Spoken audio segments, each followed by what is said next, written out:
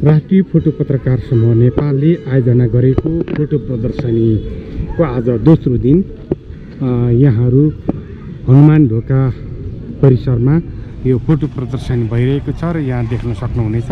आज असोज 10 गते यहाँ सर्वसाधारणको लागि इन्द्रजात्रा विशेष फोटो प्रदर्शनी भइरहेको छ र यो फोटो तपाईहरूले आज दोस्रो दिन हेर्न सक्नुहुनेछ र भोलि शनिबार असोज 11 गते पनि यो फोटो प्रदर्शनी यहाँ हुनेछ।